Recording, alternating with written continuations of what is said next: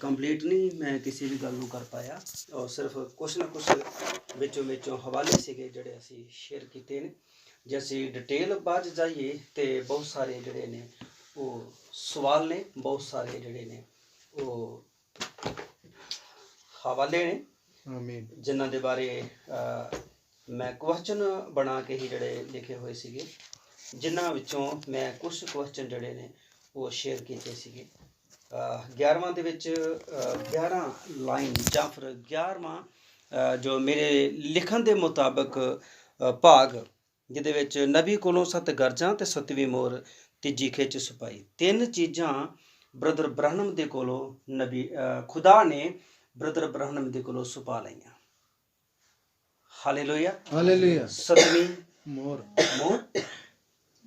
ਦੂਸਰਾ ਤੀਜੀ ਖਿੱਚ, ਤੀਸਰੀ ਖਿੱਚ ਤੇ 7 ਗਰਜਾਂ, ਜਿਨ੍ਹਾਂ ਬਾਰੇ ਨਬੀ ਨੇ ਆਖਿਆ ਮੈਂ ਨਹੀਂ ਜਾਣਦਾ। ਹੁਣ ਇੱਕ ਸਵਾਲ ਚੱਲਦਾ ਆ ਕਿ ਕੀ 7ਵੀਂ ਮੋਹਰ ਬਾਰੇ ਉਹ ਨਹੀਂ ਜਾਣਦੇ ਸਨ? ਜਾਣਦੇ ਸਨ। ਆਮੀਨ। 7ਵੀਂ ਮੋਹਰ ਦੇ ਨਬੀ ਨੇ ਆਖਿਆ 3 ਹਿੱਸੇ ਨੇ, ਪਰ ਉਹ ਤੀਸਰੇ ਹਿੱਸੇ ਨੂੰ ਨਹੀਂ ਜਾਣਦੇ। ਤੁਸੀਂ ਪੜਿਆ ਹਵਾਲਾ ਜੀ। Hallelujah hallelujah. ਨਬੀ ਨੇ ਆਖਿਆ 7ਵੀਂ ਮੋਹਰ ਦੇ 3 ਹਿੱਸੇ ਨੇ ਜਾਂ ਫਿਰ 3 ਉਦੇਸ਼ ਨੇ। 7ਵੀਂ ਮੋਹਰ ਦਾ ਇੱਕ ਹਿੱਸਾ ਕਦੋਂ ਖੁੱਲ ਗਿਆ? ਬੀਤੇ ਕੱਲ। ਅੱਗੇ ਨਬੀ ਕੀ ਕਹਿੰਦਾ? ਜਾਂ ਅੱਜ। ਇੱਕ ਖੁੱਲ ਗਿਆ, ਪਹਿਲਾਂ ਨਬੀ ਕਹਿੰਦੇ ਅੱਜ, ਫਿਰ ਕਹਿੰਦੇ ਜਾਂ ਬੀਤੇ ਕੱਲ। ਇੱਕ ਖੁੱਲ ਗਿਆ ਬੀਤੇ ਕੱਲ, ਇੱਕ ਖੁੱਲ ਗਿਆ ਅੱਜ, ਤੇ ਇੱਕ ਬਾਰੇ ਕਹਿੰਦਾ ਮੈਂ ਜਾਣ ਨਹੀਂ ਸਕਿਆ। ਨਬੀ 7ਵੀਂ ਮੋਹਰ ਦੇ ਇੱਕ ਹਿੱਸੇ ਬਾਰੇ ਜਾਣਦਾ ਨਹੀਂ। ਕਿਹੜੇ ਹਿੱਸੇ ਬਾਰੇ? ਤੀਸਰੇ ਹਿੱਸੇ ਬਾਰੇ। ਆਮੀਨ ਆਮੀਨ। Hallelujah hallelujah. ਤੇ ਉਹ ਨਬੀ ਨੇ ਆਖਿਆ ਜਿਹੜਾ 7ਵੀਂ ਮੋਹਰ ਨੂੰ ਨਾ ਜਾਣ ਸਕਿਆ, 7 ਗਰਜਾਂ ਨੂੰ ਵੀ ਜਾਣ ਨਹੀਂ ਸਕੇਗਾ। ਅੱਛਾ, 7ਵੀਂ ਮੋਹਰ ਦੇ ਥੱਲੇ ਨਬੀ ਕਹਿੰਦਾ ਕੀ ਛੁਪਿਆ ਹੋਇਆ ਮੈਂ ਨਹੀਂ ਜਾਣ ਸਕਿਆ, ਪਰ ਇੱਕ ਗੱਲ ਜਾਣਦਾ ਹਾਂ ਕਿ ਉਹਦੇ ਥੱਲੇ 7 ਗਰਜਾਂ ਹਨ। ਅੱਛਾ, ਇਹਦਾ ਮਤਲਬ ਕਿ 7ਵੀਂ ਮੋਹਰ ਦੇ ਕਿੰਨੇ ਹਿੱਸੇ ਨੇ? 3। ਤੇ ਪਹਿਲੇ ਹਿੱਸੇ ਥੱਲੇ ਜੋ ਹੈਗਾ ਸੀ ਉਹ ਜਾਣ ਗਿਆ। ਆਮੀਨ ਆਮੀਨ। ਜੋ ਦੂਸਰੇ ਹਿੱਸੇ ਥੱਲੇ ਸੀ ਉਹ ਵੀ ਜਾਣ ਗਿਆ, ਤੇ ਜੋ 7ਵੀਂ ਮੋਹਰ ਦੇ ਜੋ ਤੀਸਰੇ ਹਿੱਸੇ ਥੱਲੇ ਸੀ ਉਹ ਨਬੀ ਜਾਣ ਨਹੀਂ ਸਕਿਆ। ਨਬੀ ਨੇ ਆਖਿਆ ਉਹ ਪ੍ਰਾਈ ਭਾਖਿਆ ਵਿੱਚ ਸੀ ਤੇ ਮੈਂ ਇਹਨੂੰ ਸਮਝ ਨਹੀਂ ਸਕਿਆ। ਤੋ ਇਹ 3 ਚੀਜ਼ਾਂ ਨੇ 7ਵੀਂ, ਜਾਂ ਫਿਰ ਅਸੀਂ ਗੱਲ ਕਰ ਰਹੀ ਹੈ ਕਿ ਤੀਸਰੇ ਖਿਚਾਵ ਦੇ ਬਾਰੇ ਵਿੱਚ। ਨਬੀ ਨੇ ਆਖਿਆ ਜਬ ਦੁल्हन पर ਸਕੰਜਾ ਕਸਾ ਜਾਏ ਤਬ ਦੇਖੋ। ਤੀਸਰਾ ਖਿਚਾਵ। ਆਮੀਨ। ਤੇ ਤੀਸਰਾ ਖਿਚਾਵ 7ਵੀਂ ਮੋਹਰ ਦਾ ਤੀਸਰਾ ਹਿੱਸਾ ਤੇ 7 ਗਰਜਾਂ ਇਹ ਆਪਸ ਵਿੱਚ ਜੁੜੀਆਂ ਹੋਈਆਂ ਨੇ। ਇਹ ਕਦੋਂ ਖੁੱਲਣਗੀਆਂ? ਜਬ ਦੁल्हन पर ਸਕੰਜਾ ਕਸਾ ਜਾਏ ਤਬ ਦੇ। ਤੇ ਯਹੋਵਾ ਇੰਜ ਫਰਮਾਉਣ ਵਾਲੇ ਵਚਨ ਦੇ ਨਾਲ ਗਰਜਾਂ ਸਾਬਤ ਹੋ ਜਾਣਗੀਆਂ, ਤੀਸਰੀ ਖਿੱਚ ਸਾਬਤ ਹੋ ਜਾਏਗੀ। Hallelujah hallelujah. ਤੋ ਜੇ ਤੁਹਾਡੇ ਕੋਲ ਸਮਾਂ ਹੋਵੇ ਤੁਸੀਂ ਬਾਅਦ ਵਿੱਚ ਕਦੇ ਵੀ ਮੈਨੂੰ ਬੁਲਾ ਸਕਦੇ ਹੋ ਟੀਚਿੰਗ ਦੇ ਲਈ, ਜਾਂ ਫਿਰ ਵਿਅਕਤੀਗਤ ਬੈਠ ਕੇ ਆਪਾਂ ਵਚਨ ਦੇ ਉੱਪਰ ਵਿਚਾਰ ਕਰ ਸਕਦੇ ਹਾਂ। ਹਵਾਲੇ ਮੇਰੇ ਕੋਲ ਹਨ, ਮੈਂ ਬੋਲੀ ਚਲਾ ਜਾਵਾਂਗਾ, ਤੁਸੀਂ ਇਹਨਾਂ ਨੂੰ ਲਿਖ ਸਕਦੇ ਹੋ। ਆਪਣੇ ਅੱਖਾਂ ਨਾਲ ਖੁਦ ਨਬੀ ਦੇ ਹਵਾਲੇ ਪੜ੍ਹ ਸਕਦੇ ਹੋ। ਮੇਰੇ ਉੱਤੇ ਵਿਸ਼ਵਾਸ ਨਾ ਕੀਤਾ ਜਾਏ, ਮੇਰੇ ਬੋਲਾਂ ਉੱਤੇ ਵਿਸ਼ਵਾਸ ਨਾ ਕੀਤਾ ਜਾਏ, ਨਬੀ ਦੇ ਸੰਦੇਸ਼ਾਂ ਉੱਤੇ ਤਾਂ ਵਿਸ਼ਵਾਸ ਕੀਤਾ ਜਾਏ। ਆਮੀਨ ਆਮੀਨ। Hallelujah hallelujah. ਕਿ ਜੇ ਅਸੀਂ ਮੈਸੇਜ ਬਲੀਵਰ ਹਾਂ ਤੇ ਫਿਰ ਮੈਸੇਜ ਉੱਤੇ ਤੇ ਭਾਈ ਵਿਸ਼ਵਾਸ ਕਰਾਂਗੇ ਹੀ। ਆਮੀਨ। ਠੀਕ ਹੈ। 7 ਕਲੀਸਿਆ ਕਾਲਾਂ ਦਾ ਕਈ ਹਵਾਲਾ ਦਿੰਦੇ ਨੇ, ਓਨਲੀ 1। ਇੱਕ ਭਾਈ ਨਾਲ ਗੱਲ ਹੋਈ, ਇੰਗਲਿਸ਼ ਪੜ੍ਹਦਾ ਚੰਗੇ ਤਰੀਕੇ ਦੇ ਨਾਲ, ਇੰਗਲਿਸ਼ ਦੀ ਟ੍ਰਾਂਸਲੇਸ਼ਨ ਕਰਦਾ ਦੂਸਰੇ ਸੇਵਕਾਂ ਦੀ। ਜਦ ਮੈਂ ਫੋਨ ਕੀਤਾ, ਮੈਂ ਫੋਨ ਕਰਕੇ ਗੱਲਬਾਤ ਕੀਤੀ ਤੇ ਭਾਈ ਨੂੰ ਪੁੱਛਿਆ ਤੇ ਭਾਈ ਕਹਿੰਦੇ ਭਾਈ ਜੀ ਮੈਂ ਜ਼ਿਆਦਾ ਨਹੀਂ ਜਾਣਦਾ, ਬਸ ਇੱਕ ਗੱਲ ਜਾਣਦਾ ਕਿ ਮੋਹਰਾਂ ਥੱਲੇ ਗਰਜਾਂ। Hallelujah hallelujah. ਮੋਹਰਾਂ ਵਿੱਚੋਂ ਕਹਿੰਦਾ ਗਰਜਾਂ ਨਿਕਲੀਆਂ। ਇੱਕ ਹੀ ਗੱਲ ਜਾਣਦਾ ਆ, ਮੋਹਰਾਂ ਵਿੱਚੋਂ ਗਰਜਾਂ ਨਿਕਲੀਆਂ। ਕਿਉਂ? ਕਿਉਂਕਿ ਨਬੀ ਨੇ ਆਖਿਆ ਹੈ। ਤਾਂ ਮੈਂ ਵੀ ਪ੍ਰਚਾਰ ਕੀਤਾ ਵੀ ਮੋਹਰਾਂ ਵਿੱਚੋਂ ਗਰਜਾਂ ਨਿਕਲੀਆਂ। ਅੱਛਾ, ਕਿਹੜੀ ਮੋਹਰ ਵਿੱਚੋਂ ਨਿਕਲੀਆਂ ਇਹ ਦੇਖਣਾ ਪੈਣਾ ਹੈ। ਨਬੀ ਨੇ ਆਖਿਆ ਕਿਹਦੇ ਥੱਲੇ ਛੁਪੀਆਂ ਹੋਈਆਂ ਨੇ? ਸਤਵੀਂ ਮੋਹਰ ਤੇ। ਨਬੀ ਕਲੀਅਰ ਕਰਦਾ ਹੈ, ਪਹਿਲੀ ਮੋਹਰ ਥੱਲੇ ਨਹੀਂ ਛੁਪੀਆਂ ਗਰਜਾਂ, ਦੂਜੀ, ਤੀਜੀ, ਚੌਥੀ, ਪੰਜਵੀਂ, ਛੇਵੀਂ ਦੇ ਥੱਲੇ ਨਹੀਂ ਛੁਪੀਆਂ, ਬਲਕਿ ਉਹ ਸੱਤਵੀਂ ਮੋਹਰ ਦੇ ਥੱਲੇ ਗਰਜਾਂ ਛੁਪੀਆਂ ਹੋਈਆਂ ਨੇ। ਹੁਣ ਸੱਤਵੀਂ ਮੋਹਰ ਦੇ ਹਿੱਸੇ ਕਿੰਨੇ ਨੇ ਫਿਰ ਕਵਾਂਗਾ? 3। ਕਿਹੜੇ ਹਿੱਸੇ ਥੱਲੇ ਛੁਪੀਆਂ ਨੇ? ਜਿਹਦੇ ਬਾਰੇ ਨਬੀ ਜਾਣ ਤਾਂ ਜਾ ਕੇ ਨਬੀ ਨੇ ਆਖਿਆ ਗਰਜਾਂ ਦੇ ਬਾਰੇ ਮੈਂ ਜਾਣਦਾ ਨਹੀਂ, ਇਹਨਾਂ ਨੇ ਅਜੇ ਪ੍ਰਗਟ ਹੋਣਾ ਆ। ਕਦੋਂ ਹੋਣਗੀਆਂ? ਜਦੋਂ ਸੱਤਵੀਂ ਮੋਹਰ ਦਾ ਤੀਜਾ ਹਿੱਸਾ ਕਲੀਅਰ ਹੋਵੇਗਾ। ਆਮੀਨ, ਆਮੀਨ। ਠੀਕ ਹੈ, ਆਓ ਅਸੀਂ ਨੋਰਮਲ ਚੱਲੀਏ। ਕੇਸ ਥੋੜਾ ਹੈਵੀ। ਆਓ ਖੁਦਾ ਦੇ ਵਚਨ ਵਿੱਚ ਚੱਲਦੇ ਹਾਂ। ਪ੍ਰਕਾਸ਼ ਦੀ ਪੋਥੀ ਉਹਦਾ ਪਹਿਲਾ ਪਾਠ, ਉਹਦੀ 3 ਆਇਤ ਨੂੰ ਕੋਈ ਜਣਾ ਪੜ੍ਹ ਦਿਓ।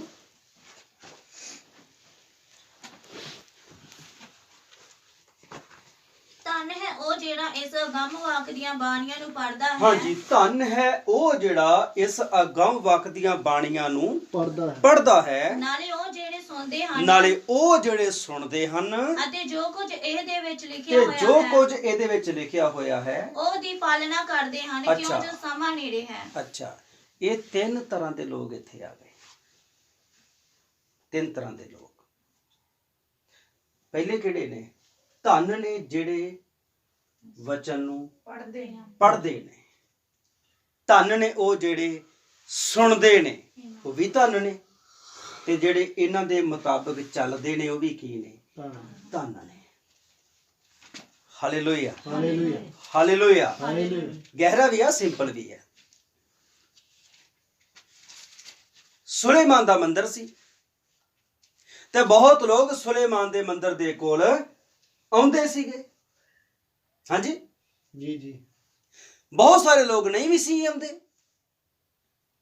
ਕਿਉਂਕਿ ਭਗਤੀ ਭਾਵ ਨਾ ਆਪਣੇ ਮਨ ਵਿੱਚ ਰੱਖਦੇ ਨਹੀਂ ਸਨ। ਤੇ ਜਦੋਂ ਜਿਹੜੇ ਆ ਜਾਂਦੇ ਨੇ ਸਾਰੇ ਮੁਬਾਰਕ ਨੇ, ਸਾਰੇ ਧੰਨ ਨੇ। ਮੈਂ ਕਹਾਂਗਾ ਸਾਰੇ ਕੁਛ ਨਾ ਕੁਛ ਆਤਮਿਕਤਾ ਦੇ ਵਿੱਚ ਨੇ। ਜਿਹੜੇ ਬਾਹਰਲੇ ਵਿਹੜੇ ਵਿੱਚ ਨੇ ਉਹ ਵੀ, ਜਿਹੜੇ ਪਵਿੱਤਰ ਸਥਾਨ ਦੇ ਅੰਦਰ ਨੇ ਉਹ ਵੀ, ਤੇ ਜਿਹੜੇ ਅਤ ਪਵਿੱਤਰ ਸਥਾਨ ਦੇ ਅੰਦਰ ਨੇ ਉਹ ਵੀ। ਪਰ ਇਹਨਾਂ ਦੇ ਵਿੱਚੋਂ ਖੁਦਾ ਨਾਲ ਮੇਲ ਮਿਲਾਪ ਰੱਖਣ ਵਾਲੇ ਕਿਹੜੇ ਨੇ? ਤੁਸੀਂ ਕਹੋਗੇ ਬਾਹਰਲੇ ਵਿਹੜੇ ਵਾਲੇ ਵੀ ਆ, ਕੋਈ ਸ਼ੱਕ ਨਹੀਂ।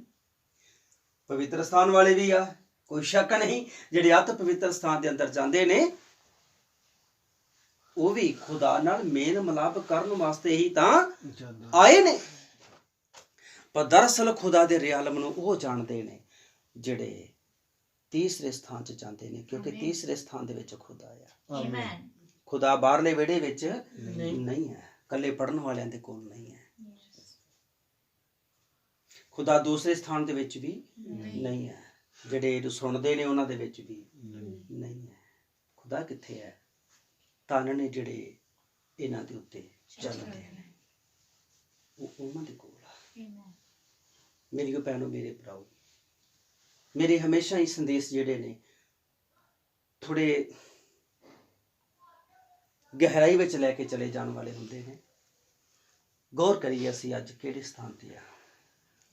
ਸੁਲੇਮਾਨ ਦੇ ਮੈਂ 3 ਡੇਰੇ ਦੱਸ ਦਿੱਤੇ। ਨੂਹ ਦੁਆਰਾ ਬਣਾਈ ਹੋਈ ਕਿਸ਼ਤੀ ਹੈ। ਇੱਕ ਪਹਿਲੀ ਮੰਜ਼ਲ ਸੀ, ਇੱਕ ਦੂਜੀ ਮੰਜ਼ਲ ਸੀ, ਇੱਕ ਤੀਜੀ ਮੰਜ਼ਲ ਸੀ। ਜੇ ਖੁਦਾ ਨੂੰ ਮਿਲਣਾ ਤੇ ਕਿੱਥੇ ਜਾਣਾ ਪੈਣਾ? ਤੀਜੀ ਮੰਜ਼ਲ। ਉਹ ਪਹਿਲੀ ਮੰਜ਼ਲ 'ਚ ਹੈ ਨਹੀਂ, ਉਹ ਦੂਜੀ ਮੰਜ਼ਲ 'ਚ ਹੈ ਨਹੀਂ, ਉਹ ਤੀਸਰੀ ਮੰਜ਼ਲ ਵਿੱਚ ਹੈ। ਤੇ ਜੇ ਸੁਲੇਮਾਨ ਦੇ ਡੇਰੇ ਦੇ ਕੋਈ ਜਾਂਦੇ ਨੇ ਤੇ ਖੁਦਾ ਨੂੰ ਮਿਲਣਾ ਚਾਹੁੰਦੇ ਨੇ, ਤੇ ਖੁਦਾ ਹੈ ਕਿੱਥੇ ਆ? ਬਾਹਰਲੇ ਵਿਹੜੇ ਵਿੱਚ ਉਹ ਹੈ ਨਹੀਂ। ਰੋਸ਼ਨੀ ਤੇ ਨਜ਼ਰ ਆ ਰਹੀ ਹੈ, ਰੋਸ਼ਨੀ। ਹਾਲੇਲੂਇਆ। ਕਿਹਦੀ? ਕੁਦਰਤੀ ਸੂਰਜ। ਤੇ ਜੇ ਕੋਈ ਗੱਲ ਕਵੇ ਕਿ ਪਵਿੱਤਰ ਸਥਾਨ ਦੇ ਅੰਦਰ ਚਲਾ ਜਾ, ਤੇ ਖੁਦਾ ਪਵਿੱਤਰ ਸਥਾਨ ਦੇ ਅੰਦਰ ਵੀ ਹੈ ਨਹੀਂ। ਆਮੀਨ। ਉੱਥੇ ਵੀ ਰੋਸ਼ਨੀ ਹੈਗੀ ਹੈ। ਕਾਦੀ? ਸਮਾਧਾਨਾਂ ਦੀ। ਤੇ ਜੇ ਖੁਦਾ ਨੂੰ ਮਿਲਣ ਦੀ ਗੱਲ ਕੀਤੀ ਜਾਵੇ ਤਾਂ ਉਹ ਹੈ ਕਿੱਥੇ ਆ? ਤੀਸਰੇ ਸਥਾਨ ਦੇ। ਅੱਜ ਇਸ ਲਈ ਧੰਨ ਨੇ ਜਿਹੜੇ ਮੰਦਿਰ ਵਿੱਚ ਚਲੇ ਗਏ, ਬਾਹਰਲੇ ਵਿਹੜੇ ਵਿੱਚ ਨੇ, ਚੰਗੇ ਲੋਕ ਨੇ, ਹਾਲੇਲੂਇਆ, ਹਾਲੇਲੂਇਆ। ਧੰਨ ਨੇ ਜਿਹੜੇ ਪਵਿੱਤਰ ਸਥਾਨ ਦੇ ਅੰਦਰ ਨੇ, ਚੰਗੇ ਲੋਕ ਨੇ, ਧੰਨ ਨੇ ਜਿਹੜੇ ਅਤ ਪਵਿੱਤਰ ਸਥਾਨ ਦੇ ਅੰਦਰ ਨੇ। ਪਰ ਖੁਦਾ ਨਾਲ ਤੇ ਮੁਲਾਕਾਤ ਉਹਨਾਂ ਦੀ ਹੋ ਰਹੀ ਹੈ ਜਿਹੜੇ ਅਤ ਪਵਿੱਤਰ ਸਥਾਨ ਦੇ ਅੰਦਰ ਨੇ। ਤੇ ਜਿਹੜੇ ਬਾਹਰਲੇ ਵਿਹੜੇ ਵਿੱਚ ਗਏ ਬਾਹਰੋਂ ਮੰਦਰ ਨੂੰ ਵੇਖਿਆ, ਦੁਆ ਪ੍ਰਾਰਥਨਾ ਕੀਤੀ, ਬਲੀ ਦਿੱਤੀ, ਆਮੀਨ, ਆਪਣੀ ਭੇਂਟ ਚੜਾਈ ਤੇ ਬਾਹਰ ਆ ਕੇ ਖੁਦਾ ਨੂੰ ਮਿਲੇ। ਜਿਹੜੇ ਅਤ ਪਵਿੱਤਰ ਸਥਾਨ ਵਿੱਚ ਚਲੇ ਗਏ, ਤਾਂ ਜਾ ਕੇ ਨਬੀ ਨੇ ਆਖਿਆ ਕਿ ਤੁਸੀਂ ਧਰਮੀ ਜੀਵਨ ਗੁਜ਼ਾਰ ਸਕਦੇ ਹੋ, ਤੁਸੀਂ ਪਵਿੱਤਰ ਜੀਵਨ ਗੁਜ਼ਾਰ ਸਕਦੇ ਹੋ, ਪਰ ਜਿੰਨਾ ਚਿਰ ਤੱਕ ਪਵਿੱਤਰ ਆਤਮਾ ਦਾ ਬਪਤਿਸਮਾ ਨਾ ਪਾਇਆ ਜਾਏ ਤਦ ਤੱਕ ਬਚਾਓ ਨਹੀਂ ਹੈ। ਆਮੀਨ। ਅੱਜ ਦੇ ਯੁੱਗ ਦੇ ਵਿੱਚ ਧਰਮੀ ਗੁਜ਼ਾਰਨ ਵਾਲਾ ਸਮਾਂ ਮਾਰਟਨ ਲੂਥਰ ਤੱਕ ਸੀਗਾ। ਉਹ ਧਰਮੀ ਠਹਿਰਾਏ ਗਏ ਔਰ ਬਚ ਗਏ। ਪਵਿੱਤਰ ਜੀਵਨ ਗੁਜ਼ਾਰਨ ਵਾਲਾ ਸਮਾਂ, ਹਾਂਜੀ, ਕਿਦੇ ਤੱਕ ਸੀਗਾ? ਵੈਂਜਲੀ ਤੱਕ ਸੀਗਾ। ਉਹਨੇ ਪ੍ਰਚਾਰ ਕੀਤਾ ਪਵਿੱਤਰ ਜੀਵਨ ਗੁਜ਼ਾਰਿਆ ਜਾਏ, ਲੋਕਾਂ ਨੇ ਪਵਿੱਤਰ ਜੀਵਨ ਗੁਜ਼ਾਰਿਆ ਤੇ ਬਚ ਗਏ। ਪਰ ਹੁਣ ਸਮਾਂ ਪਵਿੱਤਰ ਆਤਮਾ ਦੇ ਬਪਤਿਸਮੇ ਦਾ। Hallelujah, hallelujah. ਜਿੰਨਾ ਮਰਜੀ ਧਰਮੀ ਜੀਵਨ ਗੁਜ਼ਾਰ ਕੇ ਕੋ ਬਚਣਾ ਚਾਹੇ, ਉਹ ਤੇ ਲੂਥਰ ਦੇ ਟਾਈਮ ਦਾ ਸਮਾਂ ਲੱਗ ਗਿਆ।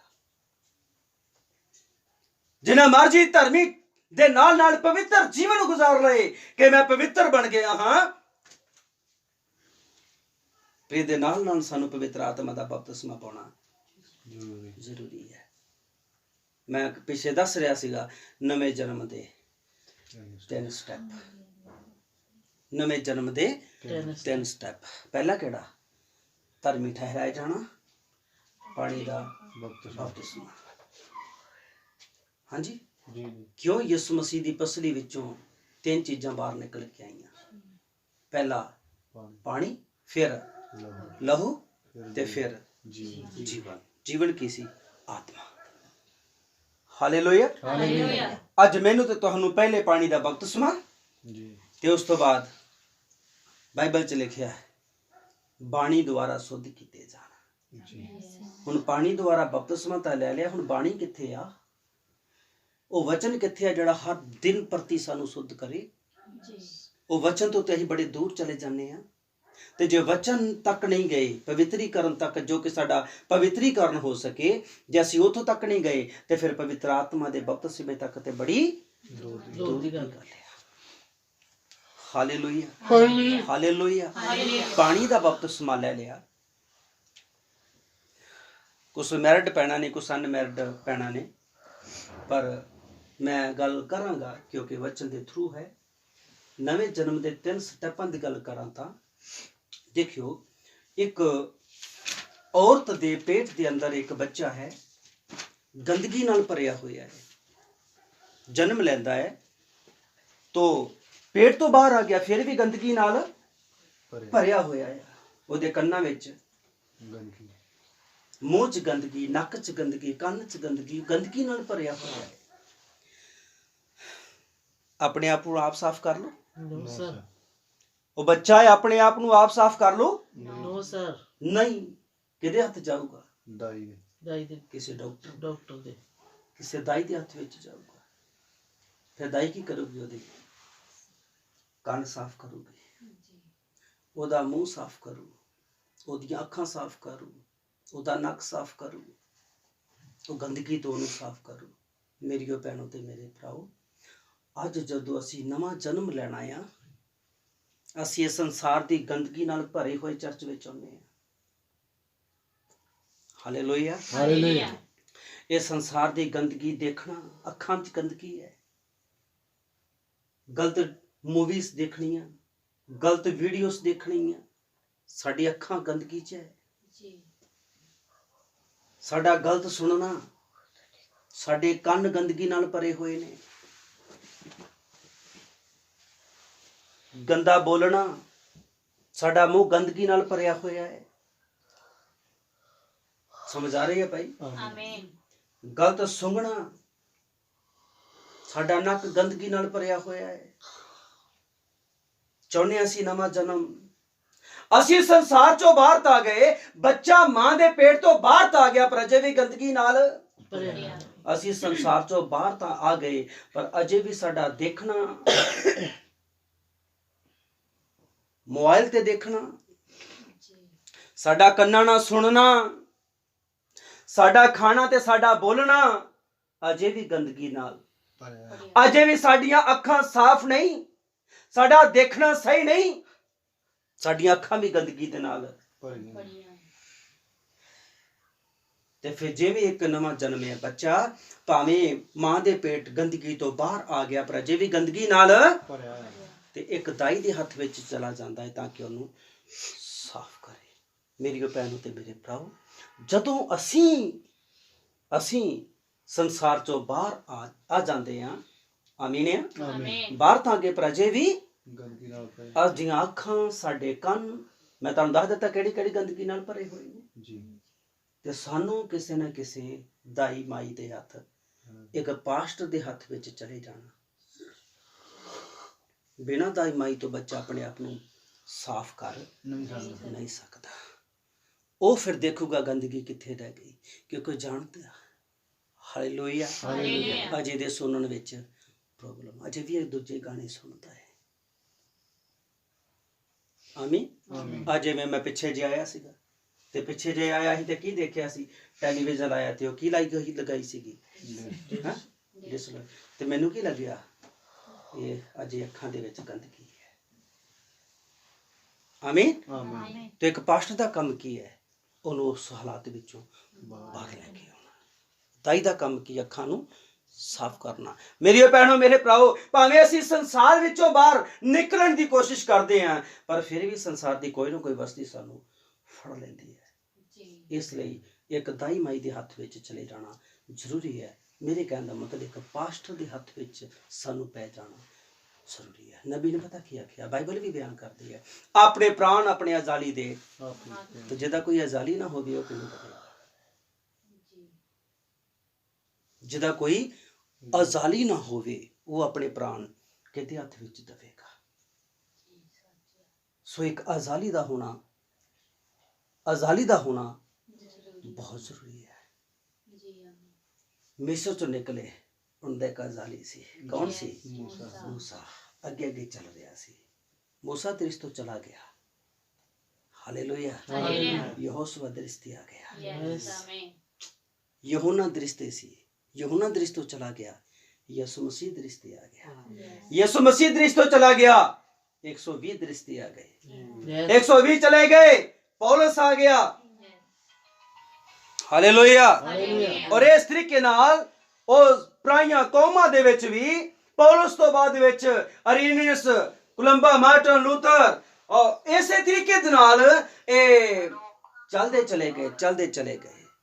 Hallelujah, hallelujah, hallelujah, hallelujah. ਇਹ ਜਦੋਂ ਚੱਲਦੇ ਚਲੇ ਗਏ ਤੇ ਇਹ ਉਸ ਖੁਦਾ ਦੇ ਰਿਆਲਮ ਦੇ ਨਾਲ ਬੱਝੇ ਹੋਏ ਸੀ ਇੱਕ ਤੋਂ ਬਾਅਦ। ਤੋਂ ਮੇਰੇ ਕਹਿਣ ਦਾ ਮਤਲਬ ਇਹ ਹੈ ਕਿ ਇੱਕ ਅਜ਼ਾਲੀ ਦਾ ਛੂਣਾ ਬੜਾ ਜ਼ਰੂਰੀ ਹੈ, ਤਾਂ ਕਿ ਯਿਸੂ ਮਸੀਹ, ਪੌਲਸ ਪਤਾ ਕੀ ਕਹਿੰਦਾ ਹੈ, ਮੇਰੀ ਰੀਸ ਕਰੋ ਜਿਵੇਂ ਮੈਂ ਮਸੀਹ ਦੀ ਰੀਸ ਕੀਤੀ। ਸਾਡੇ ਅੱਗੇ ਕੋਈ ਹੋਵੇ ਜਿਹਦੀ ਅਸੀਂ ਰੀਸ ਕਰ ਸਕੀਏ, ਜਿਹਦੇ ਪਿੱਛੇ ਅਸੀਂ ਚੱਲ ਸਕੀਏ। ਕਿੰਨੀ ਉਹਦੀ ਸਟੱਡੀ ਹੈ, ਅਸੀਂ ਸਟੱਡੀ ਕਰ ਸਕੀਏ। ਪ੍ਰੇਅਰ ਕਰਦਾ ਅਸੀਂ ਪ੍ਰੇਅਰ ਕਰ ਸਕੀਏ। Hallelujah, hallelujah, hallelujah, hallelujah. So ਮੇਰੇ ਕਹਿਣ ਦਾ ਮਤਲਬ ਇਹ ਹੈ ਕਿ ਇੱਕ ਉਦਾਹਰਣ ਹੈ, ਕਿਉਂਕਿ ਨਬੀ ਨੇ ਆਖਿਆ, ਮੈਂ ਪੜ੍ਹਿਆ ਜ਼ਿਆਦਾ ਨਹੀਂ ਹਾਂ, ਪਰ ਮੈਂ ਕੁਦਰਤ ਨੂੰ ਲੈ ਕੇ ਪ੍ਰਚਾਰ ਕਰਦਾ ਹਾਂ। Hallelujah, hallelujah, hallelujah. ਤੇ ਇੱਕ ਦੁਨਿਆਵੀ ਬੱਚੇ ਦਾ ਪੈਦਾ ਹੋਣਾ, ਇੱਕ ਆਤਮਿਕ ਬੱਚੇ ਦਾ ਪੈਦਾ ਹੋਣਾ ਇੱਕ ਸੇਮ ਤਸਵੀਰ ਹੈ। ਆਮੀਨ। ਪਹਿਲੇ ਮੈਂ ਦੱਸ ਚੁੱਕਿਆ ਹਾਂ, ਪਹਿਲੇ ਪਾਣੀ, ਫਿਰ ਲਹੂ, ਫਿਰ ਬੱਚਾ। ਇਸੇ ਤਰੀਕੇ ਦੇ ਨਾਲ ਸਾਡਾ ਆਤਮਿਕ ਜਿਹੜਾ ਜਨਮ ਹੈ, ਪਹਿਲਾਂ ਪਾਣੀ ਵਿੱਚ ਬਪਤਿਸਮਾ, ਪਹਿਲੇ ਪਾਣੀ, ਫਿਰ ਲਹੂ। ਖੁਦਾ ਦਾ ਵਚਨ ਕੀ ਕਰਦਾ? ਸਾਨੂੰ ਸ਼ੁੱਧ ਕਰਦਾ ਹੈ, ਸਾਡੀ ਛਾਂਟ ਕਰਦਾ ਹੈ। Hallelujah, hallelujah.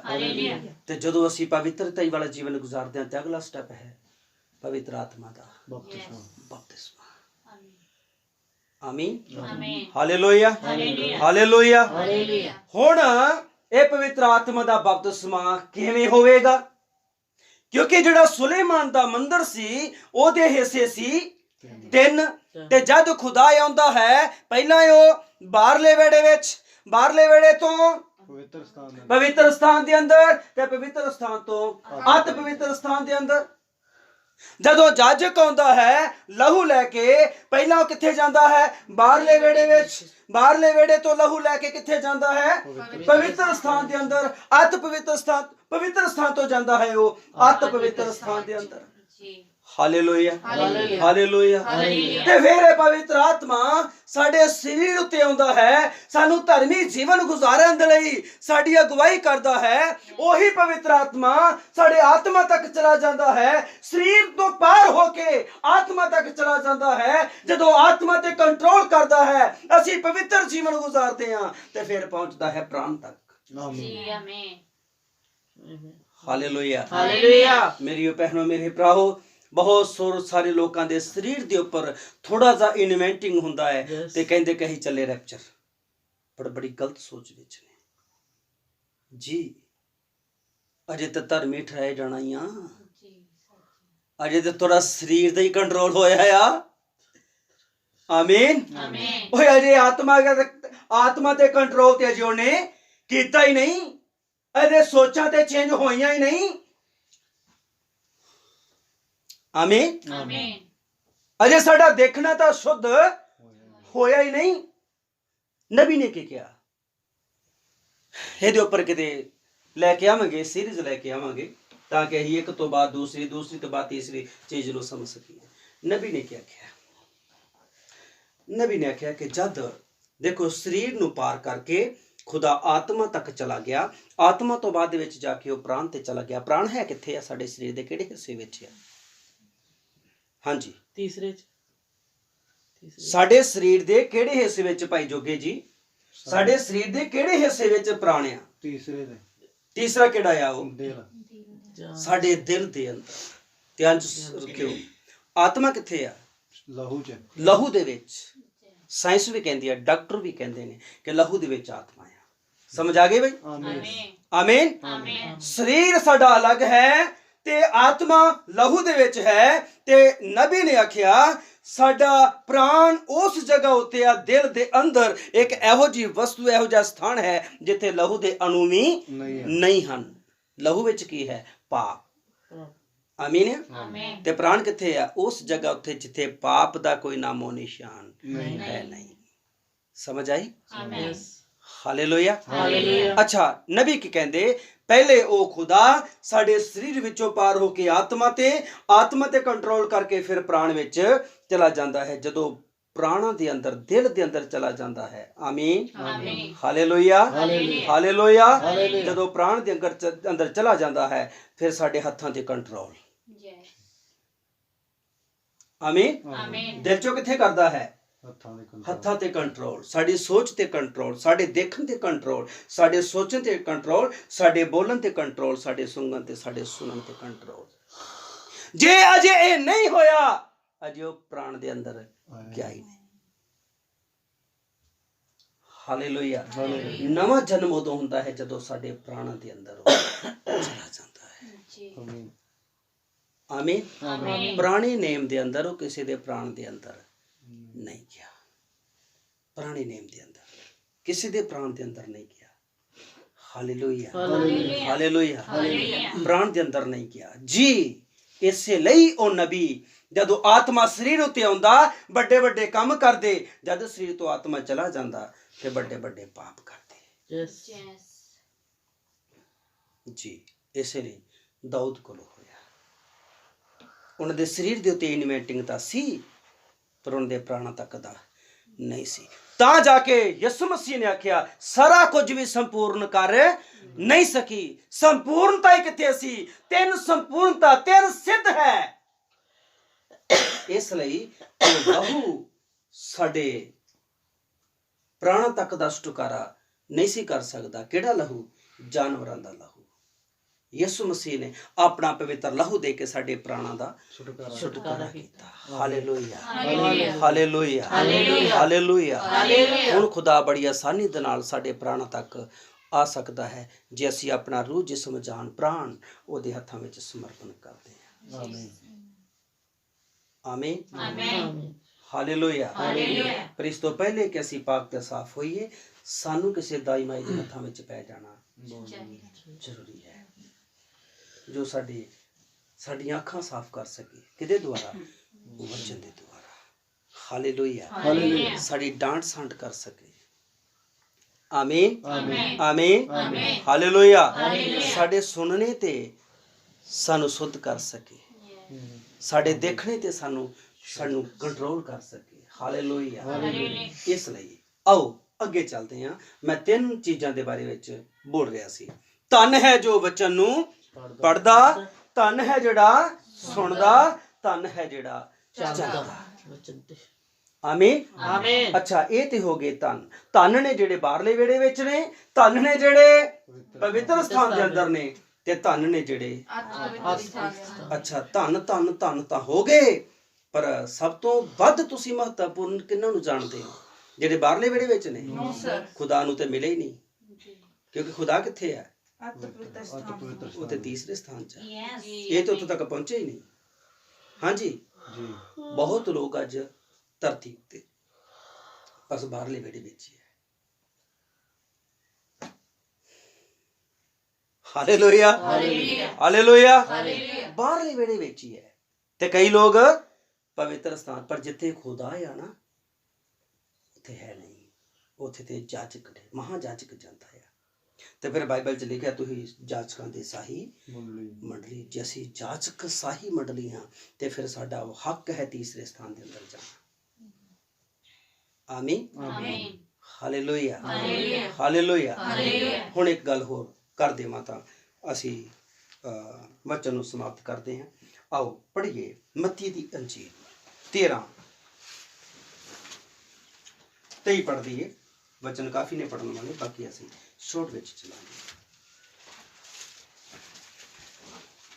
ਮਰਕੁਸ 4 ਉਹਦੀ 20 ਪੜ੍ਹ ਦਿਓ ਪਹਿਲੇ।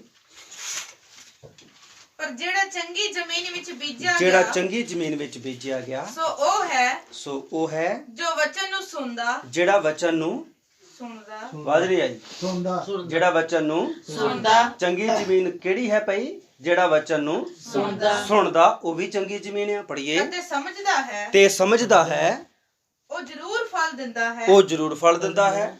ਅਤੇ ਕੋਈ 100 ਗੁਣਾ, ਕੋਈ 100 ਗੁਣਾ, 100 ਗੁਣਾ, ਕੋਈ 60 ਗੁਣਾ, ਕੋਈ 60 ਗੁਣਾ, ਅਤੇ ਕੋਈ 30 ਗੁਣਾ ਫਲ ਦਿੰਦਾ। ਤੇ ਕੋਈ 30 ਗੁਣਾ। ਹੁਣ ਧਿਆਨ ਚ ਰੱਖਿਓ। ਦੂਸਰਾ ਵੀ ਵਚਨ ਪੜ੍ਹ ਦੋ ਪਹਿਲੇ। ਮੱਤੀ ਹਾਂਜੀ, ਮੱਤੀ 13। ਤੁਸੀਂ ਕੀ ਪੜ੍ਹਿਆ? ਤੁਸੀਂ ਮੱਤੀ ਪੜ੍ਹ ਰਹੇ ਹੋ? ਮੱਤੀ ਮਰਕਸ ਪੜ੍ਹੋ। ਮਰਕੁਸ ਕਿੰਨਾ? 4:20 ਪੜ੍ਹ ਦਿਓ। ਅਤੇ ਜਿਹੜੇ ਚੰਗੀ ਜ਼ਮੀਨ ਵਿੱਚ ਬੀਜੇ ਗਏ ਸਨ, ਜਿਹੜੇ ਚੰਗੀ ਜ਼ਮੀਨ ਵਿੱਚ ਬੀਜ ਬੀਜਿਆ ਗਿਆ, ਉਹ ਲੋਕ ਹਨ ਜਿਹੜੇ ਵਚਨ ਨੂੰ ਸੁਣ ਕੇ ਉਹ ਲੋਕ ਹਨ ਜਿਹੜੇ ਵਚਨ ਨੂੰ ਸੁਣ ਕੇ ਮੰਨ ਲੈਂਦੇ ਹਨ। ਪੜ੍ਹੀਏ। ਫਲ ਦਿੰਦੇ ਹਨ, ਤੇ ਫਲ ਦਿੰਦੇ ਹਨ, ਕੁਝ 30 ਗੁਣਾ, ਕੋਈ 30 ਗੁਣਾ, ਕੁਝ 60 ਗੁਣਾ, ਕੋਈ 60 ਗੁਣਾ, ਕੁਝ 100 ਗੁਣਾ। ਤੇ ਕੋਈ 100 ਗੁਣਾ। ਚੰਗੀ ਜ਼ਮੀਨ ਆ। ਜਿਹੜੇ 30 ਗੁਣਾ ਦੇ ਰਹੇ ਨੇ ਉਹ ਵੀ ਚੰਗੀ ਜ਼ਮੀਨ ਆ, ਉਹ ਹੈਗੇ ਬਾਹਰ ਦੇ ਵਿਹੜੇ ਵਾਲੇ। ਤੇ ਜਿਹੜੇ 60 ਗੁਣਾ ਦੇ ਰਹੇ ਨੇ ਉਹ ਹੈਗੇ ਨੇ ਅਤ ਪਵਿੱਤਰ ਸਥਾਨ ਵਾਲੇ। ਤੇ 100 ਗੁਣਾ ਉਹ ਨੇ ਜਿਹੜੇ ਅਤ ਪਵਿੱਤਰ ਸਥਾਨ ਵਾਲੇ। ਹਾਲੇਲੂਇਆ। ਅਸੀਂ ਖੁਦਾ ਨੂੰ ਕਿੰਨਾ ਦੇਣਾ ਚਾਹੁੰਦੇ ਹਾਂ? 30 ਗੁਣਾ, 60 ਗੁਣਾ, ਜਾਂ 100 ਗੁਣਾ? ਤੇ ਫਿਰ ਕਿੱਥੋਂ ਤੱਕ ਪਹੁੰਚਣਾ ਪੈਣਾ ਆ? ਬਾਹਰਲੇ ਵਿਹੜੇ ਤੱਕ? ਹਾਂਜੀ, ਪਵਿੱਤਰ ਸਥਾਨ ਤੱਕ ਨਹੀਂ ਪਹੁੰਚਣਾ ਪੈਣਾ। ਅਤ ਪਵਿੱਤਰ ਸਥਾਨ। Hallelujah, hallelujah. ਅੱਛਾ, ਇੱਕ ਵਾਰ ਫਿਰ ਪੜ੍ਹ ਦਿਓ ਮਰਕੁਸ 4:20 ਨੂੰ, ਤੇ ਨਾਲ ਹੀ ਮੱਤੀ ਦੇ ਵਿੱਚ ਆ ਜਾਇਓ ਤੁਸੀਂ। ਅਤੇ ਜਿਹੜੇ ਚੰਗੀ ਜ਼ਮੀਨ ਵਿੱਚ ਬੀਜੇ ਜਿਹੜੇ ਗਏ ਚੰਗੀ ਸਨ, ਜ਼ਮੀਨ ਵਿੱਚ ਬੀਜੇ ਗਏ ਸਨ, ਉਹ ਲੋਕ ਸਨ ਜਿਹੜੇ ਵਚਨ ਨੂੰ ਸੁਣ ਕੇ ਮੰਨ ਲੈਂਦੇ। ਜਿਹੜੇ ਵਚਨ ਨੂੰ ਸੁਣ ਕੇ ਮੰਨ ਲੈਂਦੇ। ਮੰਨ ਲੈਂਦੇ। ਪੜ੍ਹੀਏ। ਅਤੇ ਫਲ ਦਿੰਦੇ ਹਨ ਤੇ ਫਲ ਦਿੰਦੇ ਹਨ। ਕੁਝ 30 ਗੁਣਾ ਫਲ ਦਿੰਦੇ ਨੇ ਕੋਈ 30 ਗੁਣਾ ਕੁਝ 60 ਤੇ ਗੁਣਾ ਕੋਈ 60 ਗੁਣਾ ਵੱਧ ਗਏ ਕੁਝ 100 ਗੁਣਾ ਤੇ ਕਈ 100 ਗੁਣਾ। ਇਹ ਹੁਣ ਥੱਲਿਓਂ ਉੱਪਰ ਨੂੰ ਜਾ ਰਹੇ ਨੇ। ਆਮੀਨ। ਆਮੀਨ ਚੰਗੀ ਜ਼ਮੀਨ ਵਾਲੇ ਨੇ ਨਾ, ਜੀ ਥੱਲਿਓਂ ਉੱਪਰ 30 ਤੋਂ 60 60 ਤੇ 60 ਤੋਂ 100 100। ਤੇ ਮਤੀ ਕੀ ਕਹਿੰਦਾ ਹੈ? ਪੜ੍ਹ ਦਿਓ। ਪਰ ਜਿਹੜੇ ਚੰਗੀ ਜ਼ਮੀਨ ਵਿੱਚ ਬੀਜਿਆ ਜਿਹੜੇ ਗਿਆ ਚੰਗੀ ਜ਼ਮੀਨ ਵਿੱਚ ਬੀਜਿਆ ਗਿਆ ਸੀ ਸੋ ਉਹ ਹੈ ਜੋ ਵਚਨ ਨੂੰ ਸੁਣਦਾ ਤੇ ਵਚਨ ਨੂੰ ਸਮਝਦਾ ਹੈ ਸੁਣਦਾ ਤੇ ਸਮਝਦਾ ਹੈ ਸਮਝਦਾ ਹੈ, ਉਹ ਜ਼ਰੂਰ ਫਲ ਦਿੰਦਾ ਉਹ ਜ਼ਰੂਰ ਫਲ ਦਿੰਦਾ ਆ। ਅਤੇ ਕੋਈ 100 ਗੁਣਾ ਕੋਈ 100 ਗੁਣਾ ਚੰਗੀ ਜ਼ਮੀਨ ਵਾਲਿਆਂ ਦੇ 100 ਕੈਟਾਗਰੀਆਂ ਦੇਖ ਲਓ। ਕੋਈ 100 ਗੁਣਾ, ਹਾਂਜੀ ਪੜ੍ਹੀਏ। ਕੋਈ 60 ਤੇ ਗੁਣਾ ਇਹ ਹੁਣ ਉੱਪਰੋਂ ਥੱਲੇ ਨੂੰ ਆ ਰਿਹਾ। ਮਰਕਸ 60 ਤੋਂ 30 ਤੋਂ 60 ਤੇ 60 ਤੋਂ 100 ਤੱਕ ਜਾ ਰਿਹਾ ਹੈ। ਲੇਕਿਨ ਮਤੀ ਕੀ ਸਮਝਾਉਣ ਦੀ ਕੋਸ਼ਿਸ਼ ਕਰ ਰਿਹਾ ਹੈ? 100 ਗੁਣਾ ਤੇ ਕੋਈ 60 ਗੁਣਾ ਤੇ ਕੋਈ 30 ਗੁਣਾ। ਕਈ ਅੱਗੇ ਨੂੰ ਜਾਣ ਦੀ ਬਜਾਏ ਪਿੱਛੇ ਨੂੰ ਆਉਂਦੇ ਨੇ। ਆਓ ਅਸੀਂ ਆਪਣਾ ਵਿਚਾਰ ਕਰੀਏ ਕਿ ਅਸੀਂ ਅੱਗੇ ਨੂੰ ਜਾ ਰਹੇ ਹਾਂ ਜਾਂ ਪਿੱਛੇ ਨੂੰ ਜਾ ਰਹੇ ਹਾਂ। Hallelujah, hallelujah. ਹਾਲੇਲੂਇਆ। ਇੱਕ ਕੈਟਾਗਰੀ ਤੇ ਉਹ ਹੈ ਜਿਹੜੇ 30 ਗੁਣਾ, ਪਹਿਲਾਂ 30 ਗੁਣਾ ਤੇ ਫਿਰ ਕਿੱਥੋਂ ਤੱਕ ਪਹੁੰਚ ਗਏ? 60 ਤੇ ਫਿਰ ਕਿੱਥੋਂ ਪਹੁੰਚ ਗਏ? 100 ਤੇ ਕਈ 100 ਤੇ 100 ਤੋਂ ਕਿੱਥੇ ਆ ਗਏ? 60 60 ਤੋਂ ਕਿੱਥੇ ਆ ਗਏ? 30 ਲਾਸਟ ਵਿੱਚ ਕੁਝ ਲੋਕ ਉਹ ਨੇ ਜਿਹੜੇ ਬੱਚਿਆਂ ਨੂੰ ਸੁਣਦੇ ਨੇ। ਕੀ ਕਰਦੇ ਨੇ? ਕੀ ਕਰਦੇ ਨੇ? ਸੁਣਦੇ ਨੇ ਸਮਝ ਕੁਛ ਆਵੇ ਤੇ ਚਾਹੇ ਨਾ ਆਵੇ। ਕੀ ਕਰਦੇ ਨੇ? ਸੁਣਦੇ ਨੇ, ਸਮਝਦੇ ਨਹੀਂ, ਬਸ। ਹਾਲੇਲੂਇਆ। ਹਰ ਐਤਵਾਰ ਚਰਚ ਜਾਣਾ ਤੇ ਵਚਨ ਨੂੰ ਅੱਛਾ ਕੀ ਕਿਹਾ ਗਿਆ ਸੀ ਪਤਾ ਨਹੀਂ, ਬਸ ਸੁਣਿਆ ਹੀ ਆ। ਅੱਛਾ ਦੂਸਰੀ ਕੈਟਾਗਰੀ ਕਿਹੜੇ ਨੇ? ਜਿਹੜੇ ਵਚਨ ਨੂੰ ਸਮਝਦੇ ਨੇ। ਹਾਂਜੀ ਪਹਿਲਾ ਕੈਟਾਗਰੀ ਦੇਖ ਲਈ। ਪਹਿਲੇ ਕੈਟਾਗਰੀ ਕਿਹੜੀ ਹੈ? ਜਿਹੜੇ ਵਚਨ ਨੂੰ ਸੁਣਦੇ ਨੇ। ਅੱਛਾ ਤੁਸੀਂ ਬੰਦਗੀ ਦੇ ਗਏ ਸੀ? ਹਾਂ ਗਏ ਸੀ। ਪ੍ਰਚਾਰ ਸੁਣਿਆ? ਹਾਂਜੀ ਸੁਣਿਆ। ਸਮਝਿਆ? ਕੀ ਸਮਝ ਆਈ? ਪਤਾ ਨਹੀਂ। ਸੱਚ ਕਹਿ ਰਿਹਾ, ਕਿਸੇ ਨੂੰ ਵੀ ਪੁੱਛ ਕੇ ਦੇਖ ਲਿਓ। ਚਰਚ ਗਏ ਸੀ? ਹਾਂਜੀ ਗਏ ਸੀ। ਵਚਨ ਸੁਣਿਆ? ਹਾਂ ਸੁਣਿਆ। ਕੀ ਸਮਝ ਆਈ?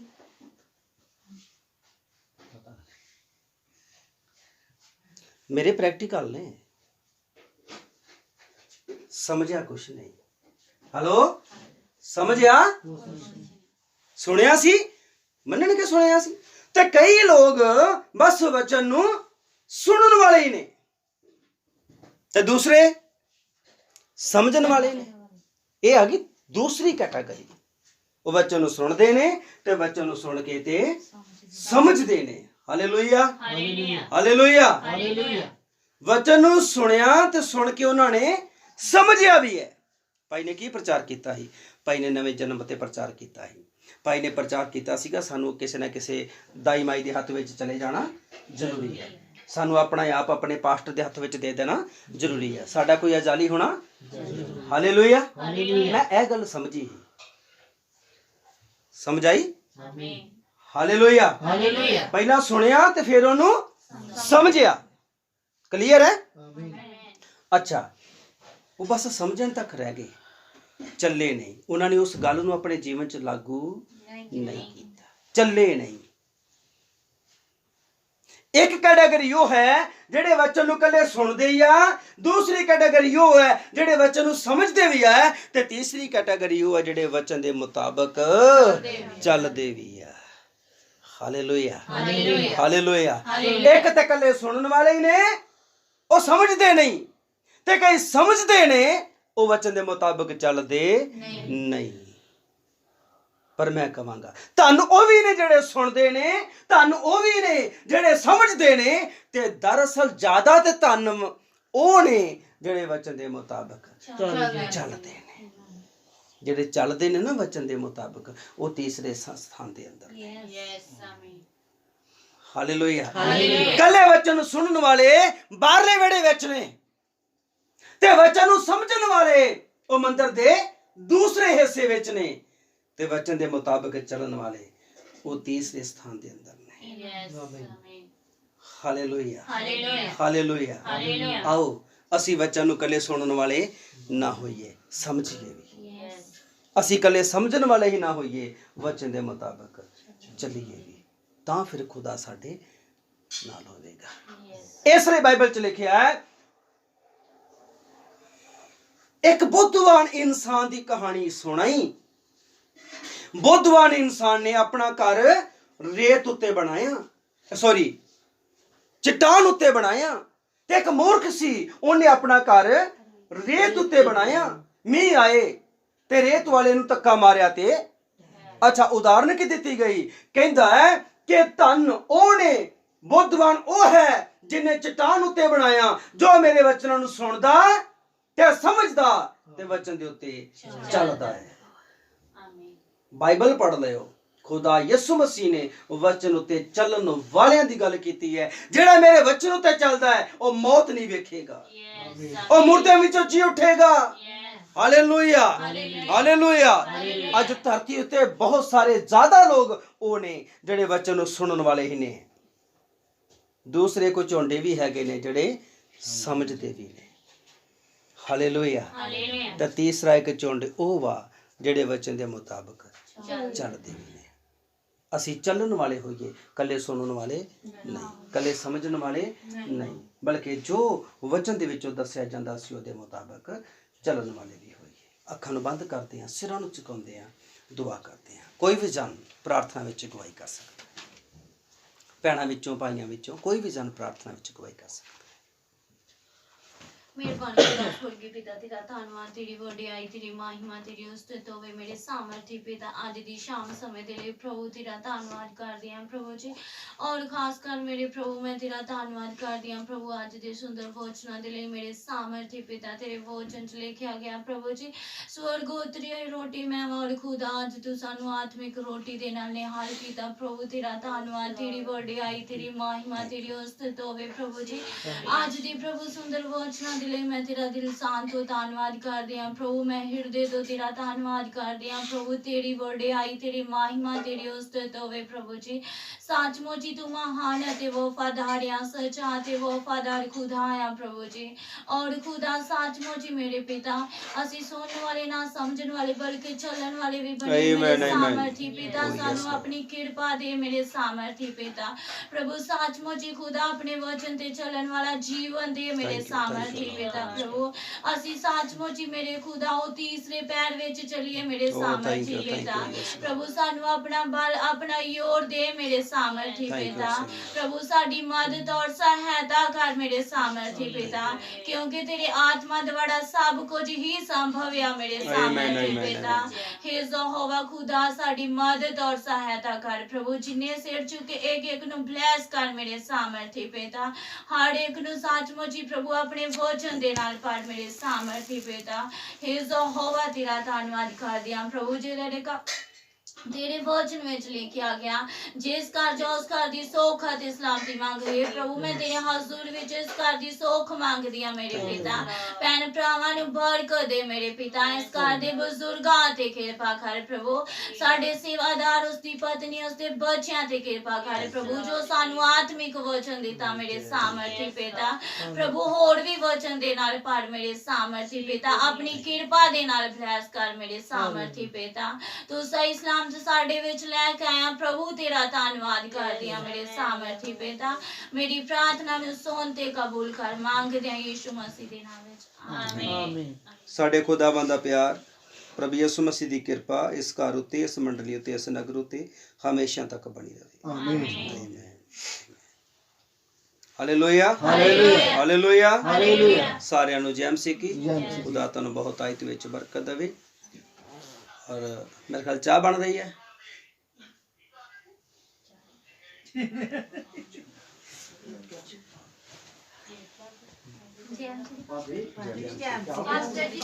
जैम सी अच्छा तद तक हाँ चाय बनती है। तो खुदा तुहानू बहुत आयत विच बरकत देवे। जे कोई गल पूछना चाहते हो, कोई सवाल है, तुसीं बेंच के पूछ सकते हो।